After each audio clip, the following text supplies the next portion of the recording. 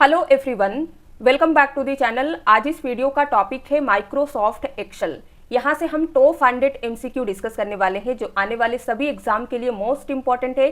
तो वीडियो आपको एंड तक देखना है। एंड में ये बताना है कि आउट ऑफ 100 आपने कितना स्कोर किया है। बिना डिले के शुरू करते हैं। आज हम इस फॉर्मेट को फॉलो करने वाले हैं जहाँ पे आपको कंटेंट बाइलिंगुअल है। अब आप में से किसी को भी ये दिक्कत नहीं होगा कि हिंदी में रखिए, इंग्लिश में रखिए। दोनों प्रॉब्लम को हमने सॉल्व कर दिया है। अगर आपको ये फॉर्मेट पसंद आएगा तो वीडियो लाइक कीजिएगा। पहला प्रश्न देखिए, the options to protect the Excel sheet and workbook is grouped under dash tab. Excel sheet और वर्कबुक को सुरक्षित रखने के विकल्पों को डैश टैब के अंतर्गत समूहीकृत किया गया है। सही उत्तर होगा डी, रिव्यू। आते हैं प्रैक्टिकल के लिए। एक्सेल के रिव्यू टैब में यहाँ पे आपको दिया गया है प्रोटेक्ट ग्रुप, और यहाँ से आप सीट प्रोटेक्ट कर सकते हैं, वर्कबुक भी प्रोटेक्ट कर सकते हैं। By default a Microsoft Excel 2016 workbook contains dash worksheet. Default रूप से माइक्रोसॉफ्ट एक्सेल 2016 वर्कबुक में कितनी वर्कशीट होती है? सही आंसर है B1। अगर हम यही एक्सेल 2003, 2007 और 2010 की बात करें तो आपको डिफ़ॉल्ट रूप से 3 सीट दिए जाते हैं, लेकिन 2016 या फिर अभी जो भी हमारा लेटेस्ट वर्जन है सभी में आपको डिफ़ॉल्ट रूप से 1 वर्कशीट दी जाती है। तो ये आपको याद रखना है। तो यहाँ पे आप देख सकते हैं अभी यहाँ पे सिंगल सीट है। अगर हमें दूसरी सीट की ज़रूरत हो तो प्लस वाले आइकन पे क्लिक करके ऐड कर सकते हैं। What is the maximum number of rows in a MS Excel 2016 worksheet. Excel 2016 worksheet में रो की अधिकतम संख्या कितनी होती है? सही आंसर सी होगा 10,48,576। तो प्रैक्टिकल में भी आप देख सकते हैं total number of rows 10,48,576। In MS Excel 2016 margin and orientation options can be selected from which of the following menus। Excel 2016 में निम्नलिखित में से किस मेन्यू से मार्जिन और ओरिएंटेशन विकल्पों को चुना जा सकता है? तो इसके लिए आपको जाना होगा पेज लेआउट में। तो आते हैं हम लोग पेज लेआउट में। यहाँ पे आपको मार्जिन्स, ओरिएंटेशंस का विकल्प दिया गया है। आप कमेंट में ये बताइए कि एक्सेल सीट जो होती है इसका ओरिएंटेशन क्या होता है, पोर्ट्रेट या landscape. If you go to protect a worksheet in MS Excel 2016 what options are available. यदि एक्सेल 2016 में किसी वर्कशीट की प्रोटेक्टिंग के लिए जाते हैं तो कौन से ऑप्शन मौजूद होते हैं? राइट आंसर हो जाएगा डी, आपको स्ट्रक्चर और विंडो का ऑप्शन दिया जाता है। प्रैक्टिकल के लिए आप देख सकते हैं। तो हम लोग आ गए हैं रिव्यू टैब में। अब हम क्लिक करेंगे प्रोटेक्ट वर्कबुक। जैसे ही इस पे क्लिक करते हैं तो आप देख सकते हैं यहाँ पे आपको स्ट्रक्चर और विंडोज 2 विकल्प दिया गया है। What is the function of the F4 की इन अ स्प्रेडशीट। स्प्रेडशीट में F4 कुंजी का क्या कार्य होता है? राइट आंसर बी है, रिपीट लास्ट एक्शन। ये लास्ट किए गए एक्शन को रिपीट करता है जिसे हम रीडू भी कहते हैं। In Excel each sheet in a workbook is displayed as. Excel में वर्कबुक में प्रत्येक सीट को किस रूप में प्रदर्शित किया जाता है? सही उत्तर क्या होगा? ए, टैब के रूप में। तो यहाँ पे आप देख सकते हैं ये टैब के फॉर्म में है। What is the maximum number of characters that can be used to rename a worksheet in MS Excel 2016। Excel 2016 में वर्कशीट का नाम बदलने के लिए अधिकतम कितने वर्णों का उपयोग किया जाता है? सही आंसर है ए, 31। जब आप एक्सेल 2016 खोलते हैं तो आपको डिफॉल्ट रूप से एक सीट दी जाती है जिसका नेम होता है सीट 1। इस सीट 1 को आप चेंज कर सकते हैं। तो जब आप चेंज करते हैं तो मैक्सिमम नंबर ऑफ कैरेक्टर्स कितने यूज कर सकते हैं? 31। A spreadsheet consist of rows and columns. Each row and column intersection creates a dash into which you may enter data. एक स्प्रेडशीट में रो और कॉलम होते हैं। प्रत्येक रो और कॉलम इंटरसेक्शन एक डैश बनाता है जिसमें आप डेटा दर्ज कर सकते हैं। तो हर रो और कॉलम का इंटरसेक्शन कहलाता है cell. In MS Excel 2010, which of the following tabs is used to insert rows and columns? Microsoft Excel 2010 में रो और कॉलम इंसर्ट करने के लिए निम्नलिखित में से किस टैब का उपयोग किया जाता है? सही उत्तर होगा बी, होम टैब। अगर आपने सोचा होगा कि हम इंसर्ट टैब से रोज और कॉलम इंसर्ट करेंगे तो ये रॉन्ग है, आपको होम टैब का यूज करना होगा। प्रैक्टिकल आप देख सकते हैं, ये है होम टैब। यहाँ पे आना है आपको सेल्स ग्रुप में, इंसर्ट पे क्लिक करेंगे तो यहाँ से आप रोज कॉलम सेल्स इंसर्ट कर सकते हैं। डिलीट से आप डिलीट कर सकते हैं इन्हें, और फॉर्मेट से आप रोज कॉलम को फॉर्मेट कर सकते हैं। In MS Excel 2010, cell style option will be found in dash. Excel 2010 में सेल स्टाइल ऑप्शन डैश में जाकर मिलेगा, तो ये आपको कहाँ पे मिलेगा? होम टैब में मिलेगा। प्रैक्टिकल आप देख सकते हैं, तो ये है स्टाइल्स का विकल्प, यहाँ से आप अपने सेल को स्टाइलिंग कर सकते हैं।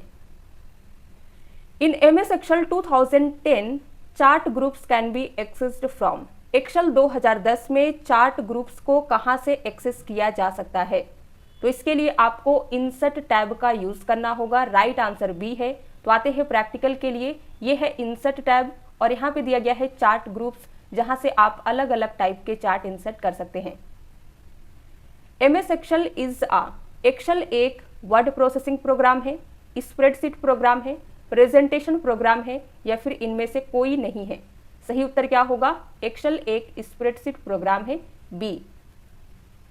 अ single spreadsheet that contains cells organized by rows and columns in MS Excel is called. एक सिंगल स्प्रेडशीट में जिसमें रोज और कॉलम्स द्वारा आयोजित सेल होती है, उन्हें क्या कहा जाता है?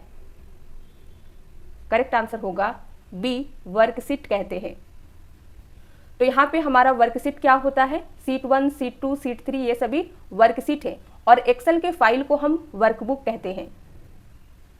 In MS Excel 2010, which of the following tabs can be used to delete rows and columns?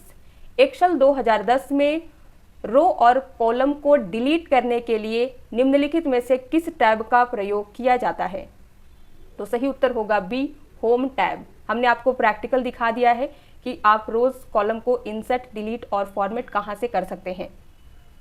In MS Excel, a worksheet also known as dash is a table into which you enter data and data level। Excel में एक worksheet जिसे dash के रूप में जाना जाता है, एक तालिका और जिसमें आप डेटा और डेटा लेवल दर्ज कर सकते हैं। तो एक्सेल की एक वर्कशीट को स्प्रेडशीट के रूप में जाना जाता है, जहां पे आप रोज और कॉलम दिए रहते हैं, तो आप डेटा या डेटा लेवल को एंटर कर सकते हैं। The rows are labelled as in MS Excel spreadsheet. Excel spreadsheet में रोज को किसके रूप में लेबल किया जाता है? सही उत्तर होगा बी, 1, 2, 3 डॉट डॉट के फॉर्म में होता है रोज। कॉलम ABC से रेफर किया जाता है।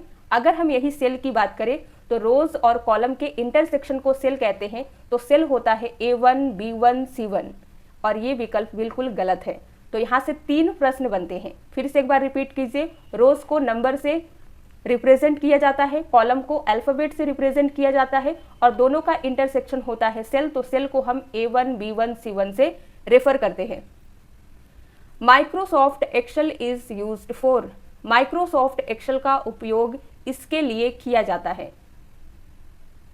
सही उत्तर क्या होगा? सी, स्प्रेडशीट के लिए किया जाता है। विच की allows you to invoke paste special dialog box in MS applications. यहाँ पे MS एप्लीकेशंस का मतलब क्या है? आप वर्ड, एक्सेल, पावर पॉइंट में सभी में इस प्रश्न को एप्लीकेबल कर सकते हैं। तो MS एप्लीकेशंस में पेस्ट डायलॉग बॉक्स को खोलने के लिए कौन सी कुंजी का उपयोग किया जाता है? सही उत्तर डी होगा, Ctrl+Alt+V।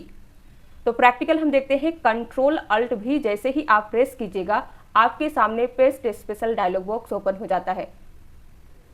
Which command is used to copy the formula, note the value from one data to another?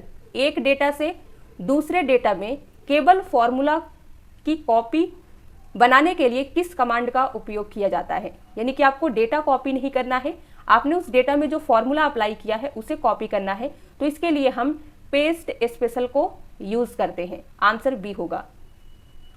In MS Word and MS Excel which of the following is the shortcut key to paste content to from clipboard. MS Word और MS Excel में clipboard पर content paste करने वाली shortcut की निम्नलिखित में से कौन सी है। तो अगर आप कंटेंट को पेस्ट करना चाहते हैं, चाहे वर्ड हो, एक्सेल हो, पावर पॉइंट हो, सभी में Ctrl+V का यूज होता है। The oldest spreadsheet package is, सबसे पुराना स्प्रेडशीट पैकेज कौन सा है। सही आंसर है A, VC calc. What is the functionality of the transpose option included in the paste special dialog box of MS Excel 2016।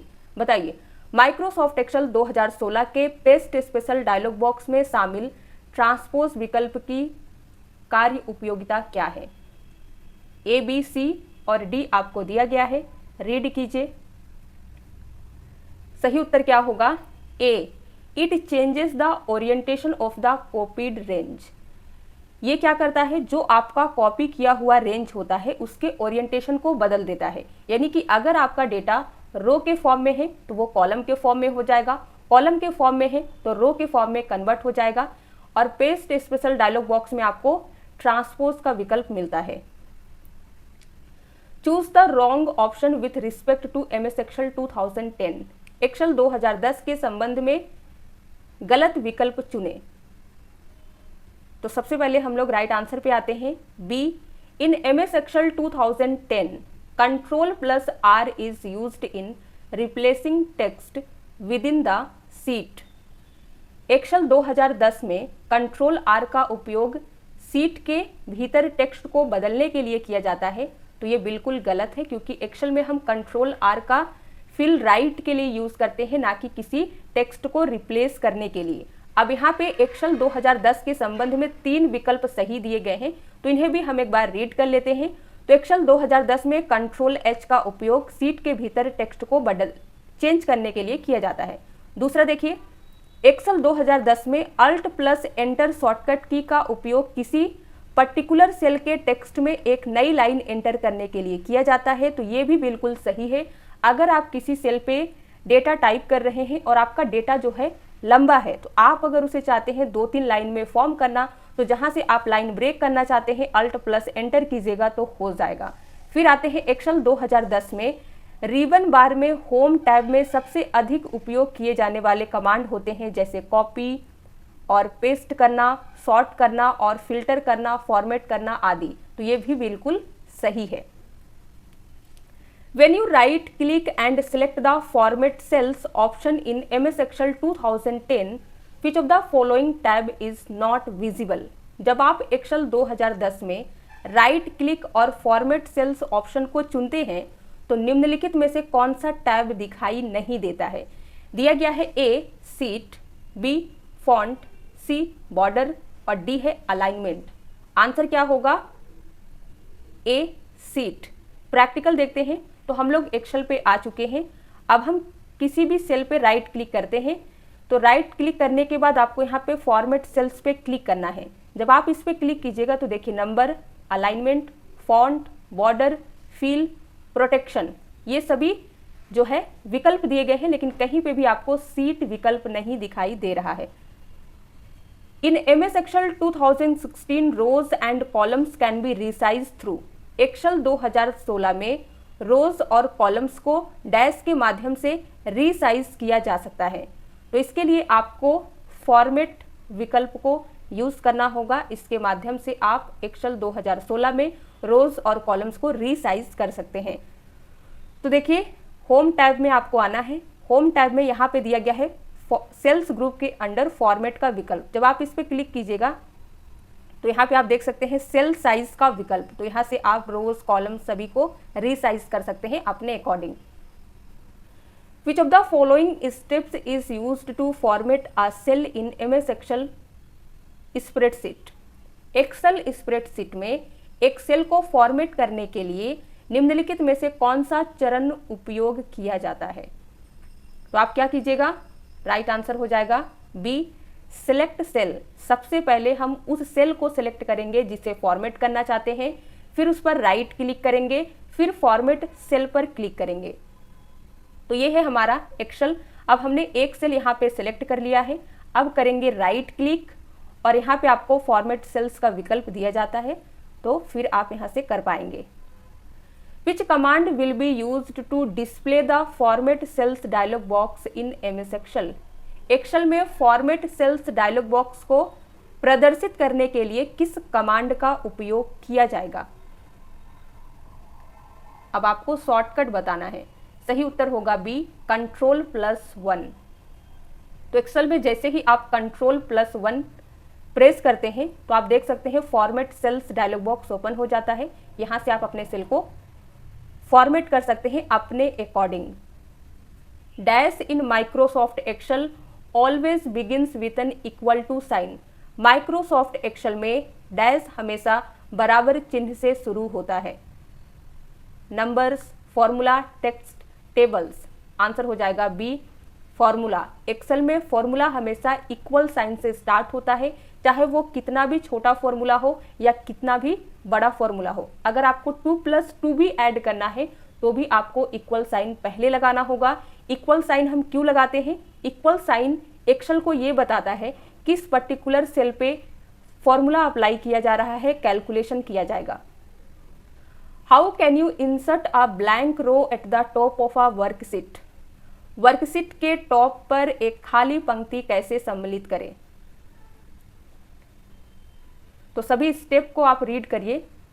सही उत्तर हो जाएगा B, right click on the row number and select insert. क्या करेंगे हम? जहां पे आपको रो इंसर्ट करना है तो रो नंबर पर राइट क्लिक करेंगे, उसके बाद आपको सिलेक्ट इंसर्ट करना है। तो प्रैक्टिकल देख लीजिए, यहाँ पे हम एक रो इंसर्ट करना चाहते हैं तो इस पर हम राइट क्लिक करेंगे।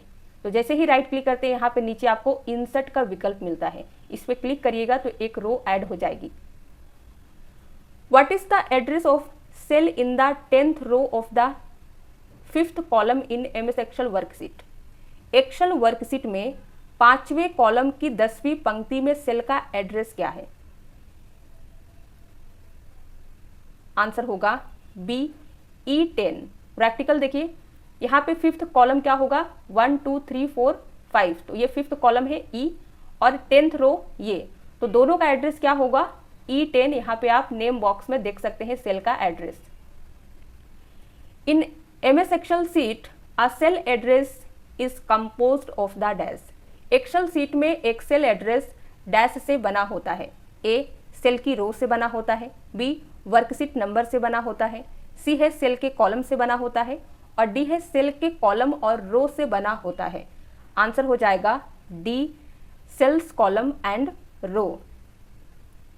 Which of the following is not a valid function in MS Excel? निम्नलिखित में से कौन सा एक्सेल में वैध फंक्शन नहीं है? सही उत्तर सी है, सबट्रैक्ट। ये एक्सेल का वैलिड फंक्शन नहीं है। वैलिड फंक्शन सम होता है, काउंट है, काउंट ए, ये सभी है।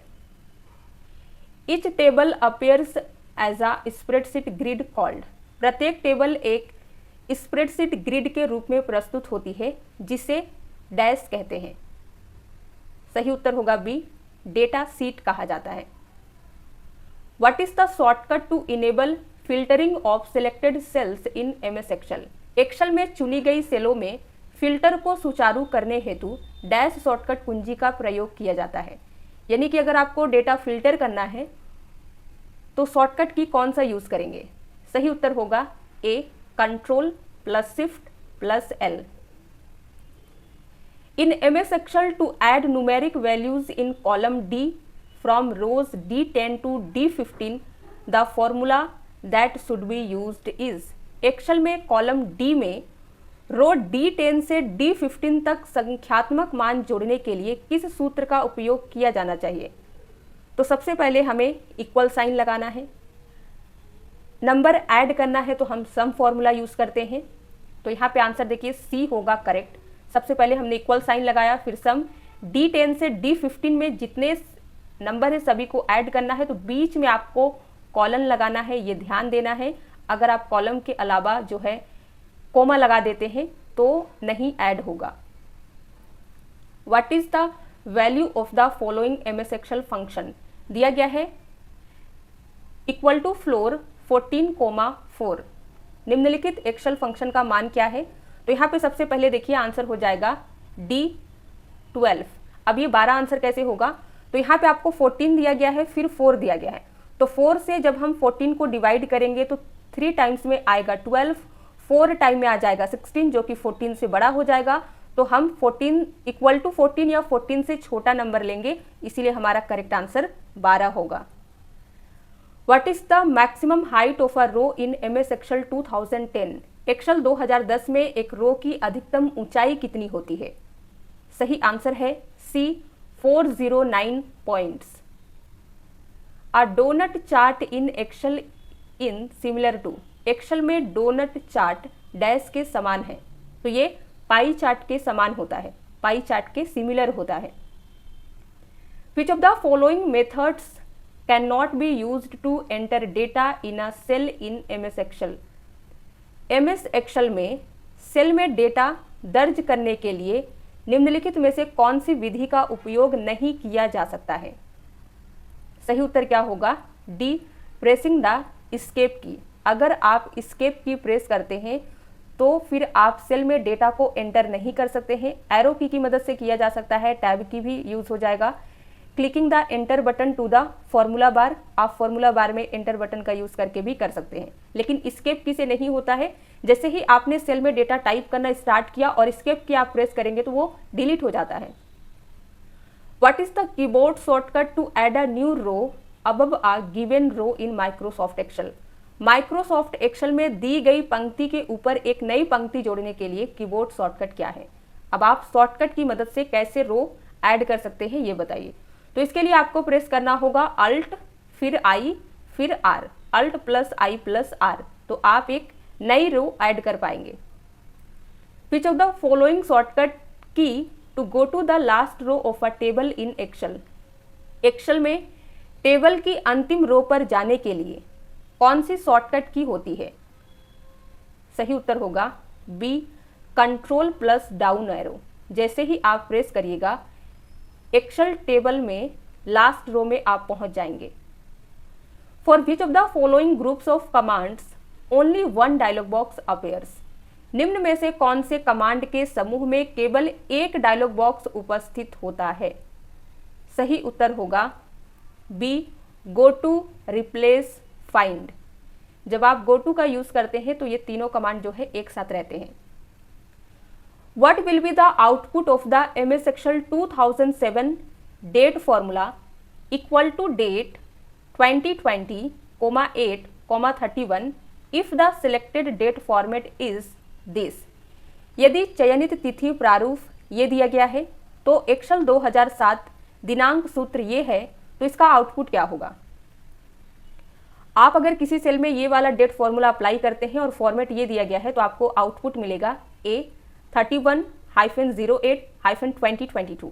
यहाँ पे हमारा आंसर ये नहीं होगा स्लैश, क्योंकि फॉर्मेट में हमारे स्लैश नहीं दिया गया है, हाइफन दिया गया है, तो ये चीज आप थोड़ा ध्यान दीजिएगा। Which one of the following options is used to add a blank cell above the selected cell? चयनित सेल के ऊपर एक सेल जोड़ने के लिए निम्नलिखित में से किस विकल्प का उपयोग किया जाता है? यानी कि जो आपका सिलेक्टेड सेल है उसके ऊपर एक सेल जो है आपको ऐड करना है, तो इनमें से कौन सा पाथ फॉलो करेंगे? ए, बी, सी और डी में से?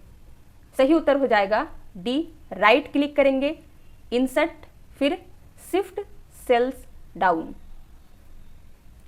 अ cell with a highlighted cell boundary is called as a dash in MS Excel.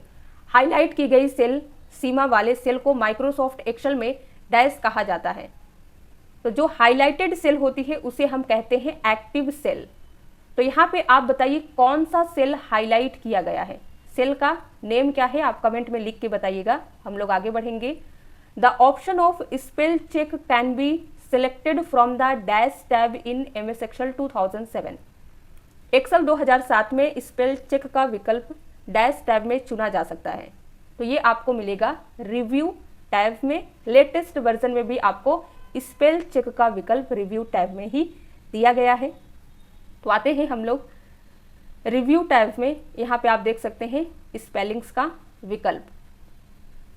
Which option in Microsoft Excel will help you arrange, summarize and group large set of data? Microsoft Excel में कौन सा विकल्प आपको बड़े data set को व्यवस्थित करने, सारांशित करने और समूहीकृत करने में मदद करेगा? तो इसके लिए हम पाइवोट टेबल का यूज करते हैं, जो लार्ज डेटा के सेट को क्विकली जो है अरेंज, समराइज कर देता है। आंसर बी होगा। In MS Excel dash represents the address of the active cell. Excel में डैश सक्रिय सेल का एड्रेस प्रदर्शित करता है, जो हमारा सेल एक्टिव होता है, जिसपे हम करंट में काम कर रहे होते हैं, उस सेल का एड्रेस कहिए या कहिए उस सेल का नेम रिप्रेजेंट आपको कौन करता है? दिया गया है A name box, B formula bar, C status bar, D title bar. Answer क्या हो जाएगा? A name box. तो यहाँ पे हमारा एक्टिव सेल कौन सा है? D4, और इसका सेल एड्रेस कौन डिस्प्ले कर रहा है? Name box. तो ये वाला जो आप बॉक्स देख रहे हैं इसे कहा जाता है नेम बॉक्स, जो सिलेक्टेड सेल के नेम को डिस्प्ले करता है। Which of the following displays the contents of the active cell in MS Excel? निम्नलिखित में से कौन एक्सेल में सक्रिय सेल की सामग्री को प्रदर्शित करता है? अब आपको बताना है कि जो एक्टिव सेल है उसमें जो कंटेंट है वो कौन डिस्प्ले करता है। तो इसके लिए हमें फॉर्मूला बार जो है दिया गया है, प्रैक्टिकल यहाँ पे देख सकते हैं आप। ये है हमारा एक्टिव सेल, यहाँ पे XYZ कंटेंट है जो आपको फॉर्मूला बार में डिस्प्ले हो रहा है। अगर हम इस सेल में कोई फॉर्मूला अप्लाई किए होते तो फॉर्मूला भी हमें फॉर्मूला बार ही दिखाता है। तो चाहे कंटेंट हो या फॉर्मूला हो, कौन डिस्प्ले करता है? तो आंसर होगा formula bar. In which of the following tab in the illustrations group available in MS Excel 2007? Excel 2007 में उपलब्ध रेखांकन समूह में निम्न में से किस टैब में होता है? तो ये आपको मिल जाता है इंसर्ट टैब में। आते हैं प्रैक्टिकल के लिए, ये है इंसर्ट टैब। यहाँ पे आपको इलस्ट्रेशंस ग्रुप दिया गया है, जहाँ से आप पिक्चर ऐड कर सकते हैं, clip art, shapes, smart art और स्क्रीनशॉट, ये सभी विकल्प को एक्सेस कर सकते हैं। Dash option is not available in cells groups of home tab in MS Excel 2007। Excel 2007 में होम टैब के सेल समूहों में डैश विकल्प उपलब्ध नहीं है। तो आपको कौन सा विकल्प नहीं मिलता है? आंसर हो जाएगा सी सॉर्ट। आपको इंसर्ट, फॉर्मेट, डिलीट ये सभी विकल्प दिए गए हैं। तो आप प्रैक्टिकल देख सकते हैं, ये है होम टैब और यहाँ पे है सेल्स ग्रुप। तो आप देख सकते हैं इंसर्ट है, डिलीट, फॉर्मेट, कहीं पे भी आपको सॉर्ट दिखाई नहीं दे रहा होगा। सॉर्ट एंड फिल्टर एडिट यहाँ पे है, एडिटिंग ग्रुप में आता है auto sum, fill all, clear, और ये दो विकल्प हैं। Which of the following groups is not present in the insert tab of MS Excel? निम्नलिखित में से कौन सा समूह एक्सेल में इंसर्ट टैब में मौजूद नहीं है? तो दिया गया है ए इलस्ट्रेशंस, बी पैराग्राफ, सी लिंक्स, डी सिंबल्स। आंसर क्या होगा? बी पैराग्राफ ग्रुप आपको एक्सेल के इंसर्ट टैब में नहीं मिलता है। पैराग्राफ का यूज हम करते हैं माइक्रोसॉफ्ट वर्ड में, ना कि एक्सेल में। तो यहाँ पे देखिए, ये है इंसर्ट, जहाँ पे आपको टोटल 8 ग्रुप्स दिए गए हैं, table, illustrations, charts, sparklines, filters, links, text, symbols. कहीं पे भी आपको पैराग्राफ ग्रुप नहीं दिया गया है। In Microsoft Excel you can see the quick count of cells, sum and average of the values of a selected range of cells in. Microsoft Excel में आप डैश में सेलों की त्वरित गिनती, सेलों की चयनित श्रेणी के मानों का योग और औसत देख सकते हैं। तो ये हमें डिस्प्ले करता है स्टेटस बार। प्रैक्टिकल देखिए, यहाँ पे आप देख सकते हैं हमने सेल में कुछ नंबर टाइप कर दिया है और जैसे ही हम इसे सिलेक्ट करेंगे, ये है स्टेटस बार जो हमें एवरेज, काउंट और सम दिखा रहा है, जबकि हमने कोई भी फॉर्मूला यूज नहीं किया है, जस्ट इन्हें सिलेक्ट किया है। In Excel worksheet the zoom bar appears at the dash portion of the worksheet. Excel worksheet में वर्कशीट के डैश भाग में जूम बार दिखाई देता है। Top right, top left, bottom right, bottom left. Answer हो जाएगा बॉटम राइट पोर्शन में दिखाई देता है। प्रैक्टिकल आप देख सकते हैं तो बॉटम यानी कि नीचे, राइट तो यहाँ पे आप देख सकते हैं यह है बॉटम, इधर लेफ्ट, इधर राइट। यहाँ पे आपको जूम का विकल्प दिया गया है। डिफॉल्ट रूप से वर्कशीट की जूम होती है 100%। आप मिनिमम कितना कर सकते हैं और मैक्सिमम कितना कर सकते हैं कमेंट में लिख के बताइए, हम चेक करेंगे। आगे देखिए, grid lines and formula bar which tab in MS Excel. Excel में ग्रिड लाइन्स और फॉर्मूला बार कौन सा टैब है? सही उत्तर हो जाएगा ई, व्यू टैब। तो आते हैं एक्सेल के व्यू टैब में। यहाँ पे आपको दिया गया है ग्रिड लाइन्स और formula bar. Dash feature in Microsoft Excel makes the top row of the sheet always displayed even when you scroll down the spreadsheet. Microsoft Excel में डैश सुविधा शीट की शीर्ष पंक्ति को हमेशा प्रदर्शित करती है, भले ही आप स्प्रेडशीट को नीचे स्क्रॉल करें। जब आप बड़े डेटा पे काम करते हैं तो एक टाइम के बाद जब आप स्क्रॉल करके नीचे चले जाते हैं तो हमारे रो का जो टॉप हेडिंग होता है वो ढक जाता है, आप ऐसे कह सकते हैं। अगर आप चाहते हैं कि वो ना ढके और आप चाहे स्क्रॉल करते हुए कितना भी नीचे चले जाएं, तो इसके लिए आपको फ्रीज टॉप रो फीचर का यूज़ करना होगा माइक्रोसॉफ्ट एक्सेल में। तो ये विकल्प आपको दिया जाता है व्यू टैब में। यहाँ पे दिया गया है फ्रीज पेन्स का विकल्प। फिर हमें टॉप रो जो है फ्रीज करना है, तो हम फ्रीज टॉप रो पे क्लिक करके ये जो हमारा रो है इसे हम फिक्स कर देंगे। Which of the following appears at the extreme right portion of a worksheet in MS Excel? Excel में वर्कशीट के एकदम दाएं छोर पर निम्नलिखित में से क्या दिखाई देता है? स्टेटस बार, वर्टिकल स्क्रॉल बार, हॉरिजॉन्टल स्क्रॉल बार या फिर मेन्यू बार। तो आंसर क्या हो जाएगा? बी, वर्टिकल स्क्रॉल बार दिखाई देता है एक्सट्रीम राइट पोजीशन में वर्कशीट के। तो यहाँ पे आप देख सकते हैं ये है वर्टिकल स्क्रॉल बार और ये है horizontal scroll bar. Which of the following appears at the top of a worksheet in MS Excel? Excel में किसी वर्कशीट के शीर्ष पर निम्नलिखित में से कौन दिखाई देता है? सही उत्तर डी है, फॉर्मूला बार। तो ये है हमारा वर्कशीट और वर्कशीट के सबसे टॉप में हमें फॉर्मूला बार दिखाई देता है। यहाँ पे रिबन की बात नहीं हो रही है या फिर यहाँ पे एप्लीकेशन टाइटल बार की बात नहीं। वर्कशीट के जस्ट ऊपर सबसे टॉप में होता है फॉर्मूला बार। वर्कशीट को, इस वर्किंग एरिया को कहा जाता है वर्कशीट। MS एक्सेल में आप निम्नलिखित में से किस शॉर्टकट की का उपयोग पूरी रो का चयन करने के लिए कर सकते हैं? What is the shortcut key you can press to select the entire row? Answer क्या होगा? डी, शिफ्ट प्लस स्पेस की मदद से आप पूरी रो को सिलेक्ट कर सकते हैं। पूरी कॉलम अगर आपको सिलेक्ट करना है तो कंट्रोल प्लस स्पेस की का यूज करना होगा, ये भी याद रखिएगा। MS एक्सेल में लेन फंक्शन निम्नलिखित में से किस श्रेणी से संबंधित है? The LEN function in Excel belongs to which of the following categories? तो लेन फंक्शन जो है टेक्स्ट कैटेगरी से बिलोंग करता है। MS एक्सेल वर्कशीट के सेल को एडिट करने के लिए निम्न में से कौन सी फंक्शन कीज का उपयोग किया जाता है? अगर आप एक्सेल शीट में किसी सेल को एडिट करना चाहते हैं तो इसके लिए फंक्शन की कौन सी यूज करेंगे? सही आंसर सी है, F2। In MS Excel 2010 spreadsheet is used for. Excel 2010 में स्प्रेडशीट का उपयोग डैश के लिए किया जाता है। A, cash flow only, B, auditing only, C है फाइनेंशियल फोरकास्टिंग ओनली, डी है all of the above. Answer क्या हो जाएगा? डी, आप इन सभी काम के लिए स्प्रेडशीट का यूज कर सकते हैं। Which of the following keyboard shortcut is used to enter a new line in the same cell in a worksheet in MS Excel 2010? Excel 2010 हो, 16 हो या लेटेस्ट वर्जन कोई भी हो, वर्कशीट में उसी सेल में एक नई लाइन दर्ज करने के लिए निम्नलिखित में से किस कीबोर्ड शॉर्टकट का उपयोग किया जाता है? सही आंसर डी होगा, अल्ट प्लस एंटर। इसकी मदद से आप एक पर्टिकुलर सेल में मल्टीपल लाइन दर्ज कर सकते हैं। एक्सेल स्प्रेडशीट हेल्प्स इन।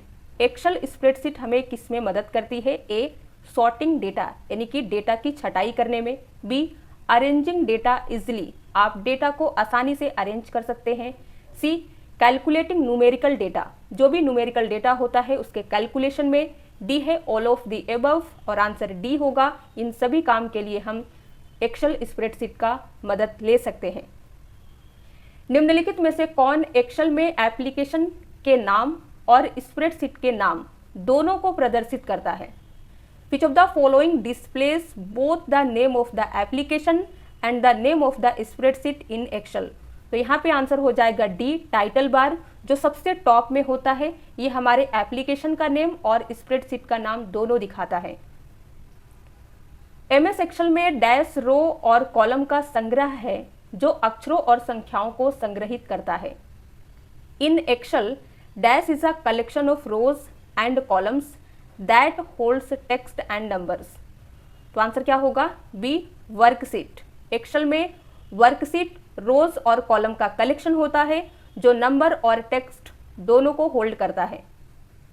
निम्नलिखित में से किसका उपयोग एमएस एक्सेल में किसी टेक्स्ट या फील्ड को कट करने के लिए किया जाता है? तो कट करने का शॉर्टकट होता है Ctrl+X। चाहे आप इसका यूज वर्ड में करें, एक्सेल में करें, पावर पॉइंट में करें या कंप्यूटर में कहीं पे भी करें, कट के लिए Ctrl+X। डैश का उपयोग सक्रिय सेल को एमएस एक्सेल में सेल A1 में ले जाने के लिए किया जाता है।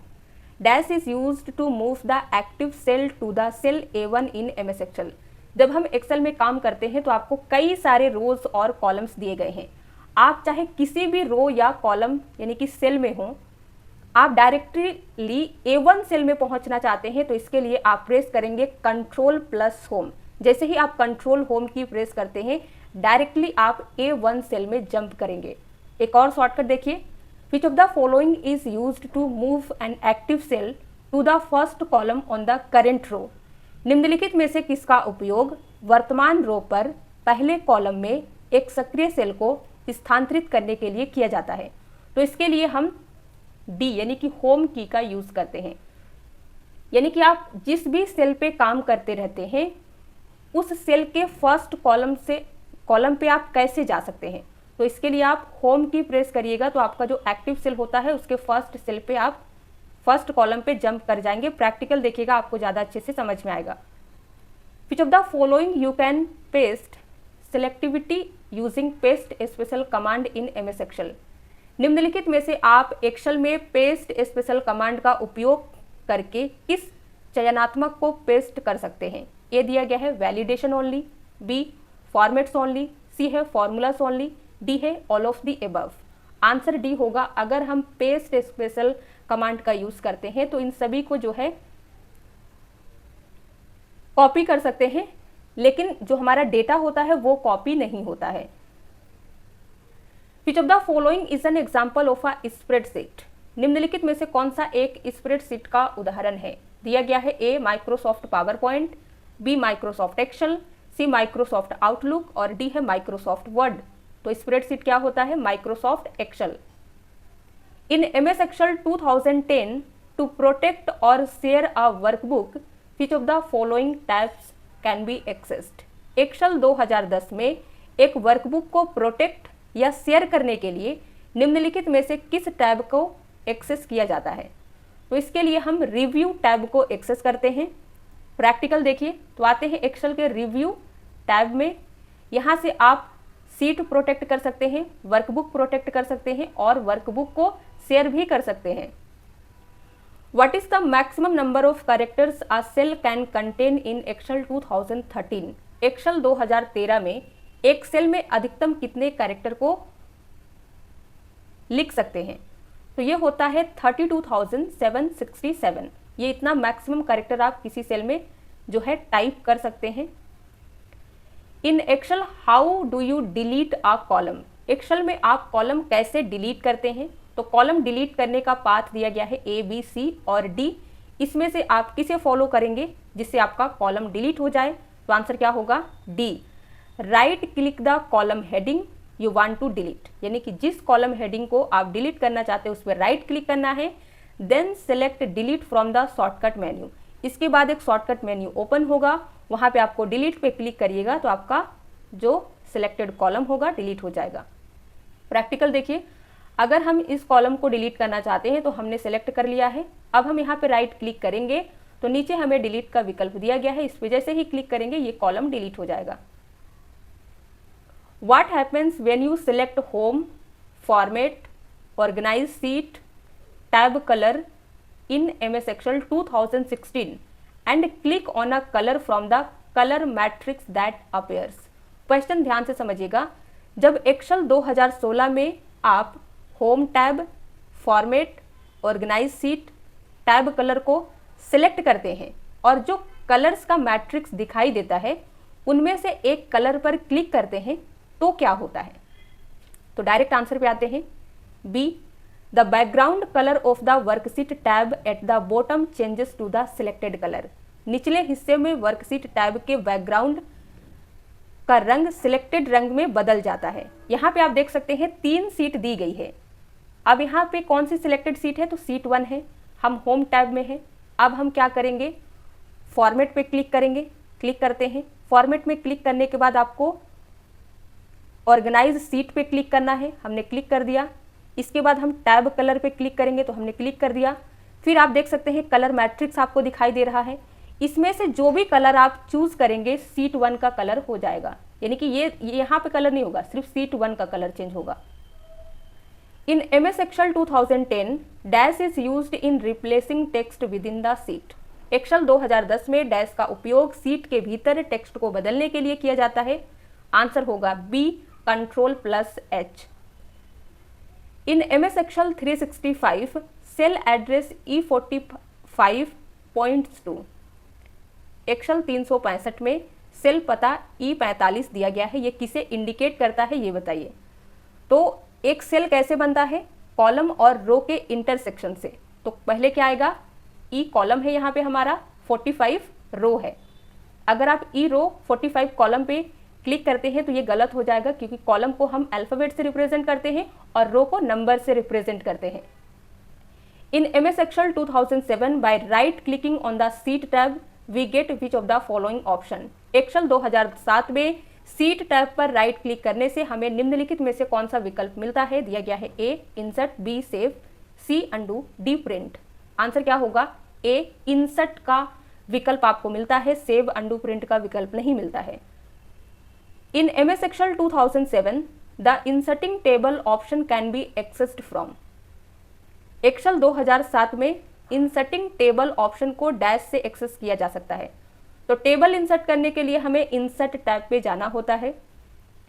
Which of the following shortcut keys is used to create a chart in MS Excel। Excel में चार्ट बनाने के लिए निम्नलिखित में से शॉर्टकट की का उपयोग किया जाता है। तो चार्ट के लिए हम F11 फंक्शन की का यूज करते हैं, डायरेक्ट हमारा चार्ट क्रिएट हो जाता है सिलेक्टेड रेंज का। This icon is used in MS Excel। इस तरीके से भी आजकल एग्जाम में जो है प्रश्न पूछे जाते हैं। आपको एक आइकन उठा के दिया जाएगा और पूछा जाएगा कि ये आइकन का यूज किस लिए करते हैं।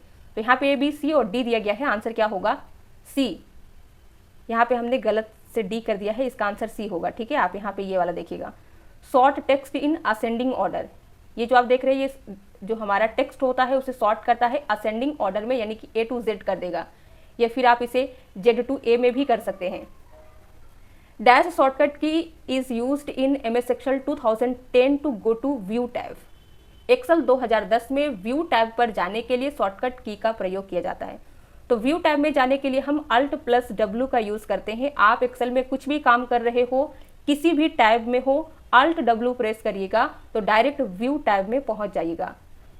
Dash shortcut key is used in MS Excel 2010 to go to the data tab. अब आपको डेटा टैब में जाना है, तो डेटा टैब में जाने का शॉर्टकट होता है Ctrl+Alt+A, not Ctrl+A, Alt+A।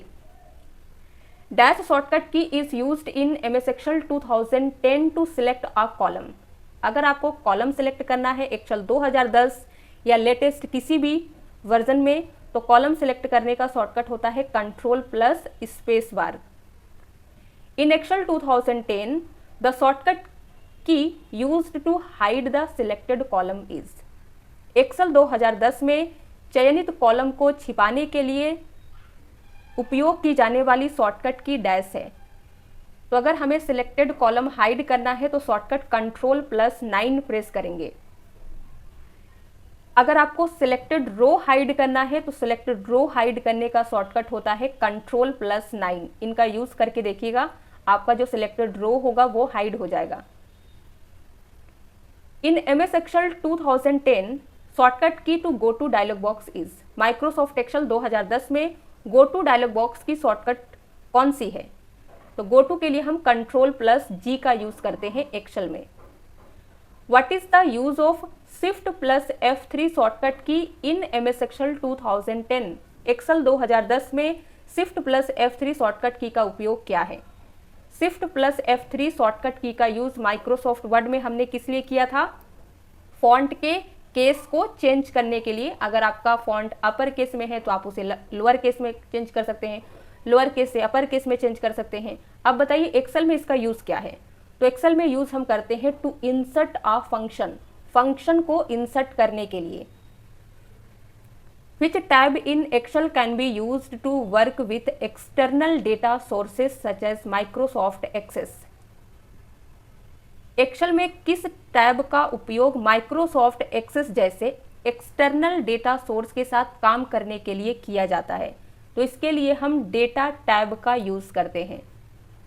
Which of the following options in Microsoft Excel can be used to print only a specific area or range of cells on a worksheet?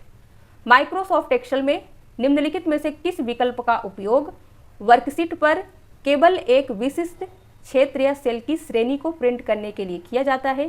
तो इसके लिए हम use करते हैं प्रिंट एरिया, जिससे हमारा specific area print होता है। In MS Excel 365 which option is correct to print the worksheet? Excel 365 में वर्कशीट को प्रिंट करने का सही विकल्प निम्नलिखित में से कौन सा है? आंसर है ए फाइल। फाइल में जाके हम प्रिंट सिलेक्ट करते हैं तो हमारा वर्कशीट प्रिंट होता है। Dash option in Microsoft Excel allows you to print the top row repeatedly on each page.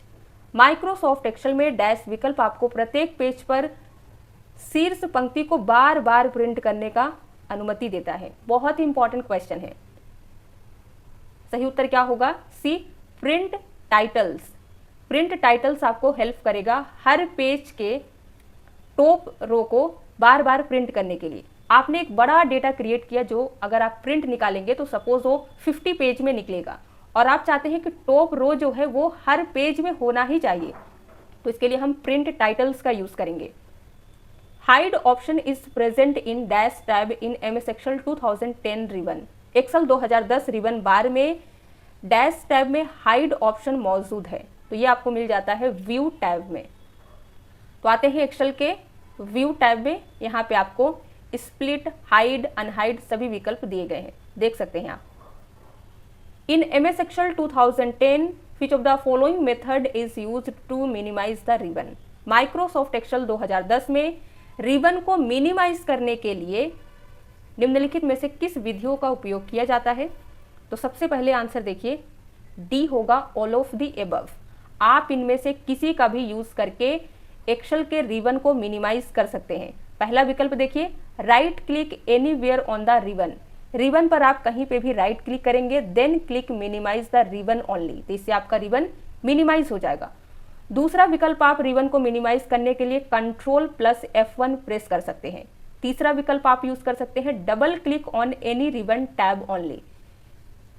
किसी भी रिबन टैब पर डबल क्लिक करके आप उस रिबन को मिनिमाइज कर सकते हैं। तो इनमें से इन तीनों में से किसी भी पाथ को फॉलो करके आप रिबन को मिनिमाइज कर सकते हैं। तो इसे आप याद रखिएगा, एग्जाम में पूछा जाएगा। हो सकता है कि सिर्फ आपको रिबन मिनिमाइज करने का शॉर्टकट ही पूछ ले, तो शॉर्टकट Ctrl+F1 होता है। In MS Excel 2010 freeze panes button can be accessed from. Excel 2010 में फ्रिज पेन्स बटन को निम्न में से किससे एक्सेस किया जा सकता है? तो इसके लिए आपको व्यू टैब का यूज करना होगा। Which of the following is not a valid tab supported by the MS Excel 2019 ribbon? निम्नलिखित में से कौन सा एक्सेल 2019 रिबन द्वारा समर्थित एक मान्य टैब नहीं है? तो आपको ऑप्शन टैब नहीं दिया गया है। रिव्यू, डेटा, व्यू, ये सभी वैलिड टैब है जो एक्सेल 2019 के द्वारा सपोर्ट किए जाते हैं। In Excel what is shortcut key used to fill the selected cell with active cells to the right. Excel में चयनित सेल को दाईं और सक्रिय सेल से भरने के लिए शॉर्टकट की का उपयोग किया जाता है। तो आंसर हो जाएगा बी, Ctrl+R। यानी कि आपके सेल, जो आपका सिलेक्टेड सेल होता है, उस सेल में जो भी डेटा है, राइट साइड के आप जितने सेल को सिलेक्ट करेंगे और Ctrl+R प्रेस करेंगे तो सारे में वही डेटा आ जाएगा। In MS Excel 2010 dash is used in finding text with in the sheet. Excel 2010 में किसका उपयोग सीट के भीतर टेक्स्ट को खोजने के लिए किया जाता है? तो हम खोजने के लिए Ctrl+F का यूज करते हैं। क्वेश्चन नंबर 99 पे हम लोग पहुंच चुके हैं। अगर आपने अभी भी वीडियो को लाइक नहीं किया है तो लाइक कर दीजिए। उम्मीद करते हैं आपको कंटेंट यूजफुल लगा होगा, हेल्पफुल लगा होगा। Which of the following shortcut key is used to select multiple rows of MS Excel 2019 worksheet which are is continuous range. निम्नलिखित में से किस शॉर्टकट कुंजी का उपयोग एक्सेल 2019 वर्कशीट की कई रोज को चुनने के लिए किया जाता है जो निरंतर सीमा में है? तो इसके लिए हम यूज करते हैं शिफ्ट की का। जैसे ही आप शिफ्ट की प्रेस करिएगा ना, तो आप एक रेंज को सिलेक्ट कर सकते हैं। यहीं से एक प्रश्न और पूछा जाता है, वो भी देख लीजिए। और ये आज का हमारा लास्ट प्रश्न है। Which of the following keys can be used to select non consecutive और random cells in Excel spreadsheet. Excel spreadsheet में नॉन कंसेक्यूटिव, जिसे रैंडम कहते हैं, सेल को सिलेक्ट करने के लिए निम्नलिखित में से किस की का उपयोग किया जाता है? तो आंसर क्या होगा? B, control. कंट्रोल की से आप मल्टीपल सेल को सिलेक्ट कर सकते हैं, जिससे भी आप चाहते हैं रैंडम किसी को भी सिलेक्ट कर सकते हैं। लेकिन शिफ्ट की से क्या होता है? ये एक रेंज को सिलेक्ट करता है। सपोज A1 से A10, और कंट्रोल की मदद से आप A1 सेल को सिलेक्ट किया, फिर आप B10 को कर सकते हैं, C5 को कर सकते हैं, जिसे आपको मन है उस पर क्लिक करके कर सकते हैं। उम्मीद करते हैं आपको अच्छे से समझ में आया हो। इस प्रश्न का उत्तर आप कमेंट में दीजिए। What is the main function of the electronic spreadsheet? Electronic spreadsheet का मुख्य कार्य क्या है? दिया गया है ए, फिल्टरिंग, बी, मर्जिंग, सी, सॉर्टिंग, डी है all of above. Answer comment में बताइए। वीडियो पसंद आया हो तो लाइक करना नहीं भूलना है, शेयर कर दीजिए। चैनल पे नए हैं तो सब्सक्राइब कर लीजिए। PDF के लिए आप हमारे चैनल का मेंबरशिप ले सकते हैं। Thanks for watching.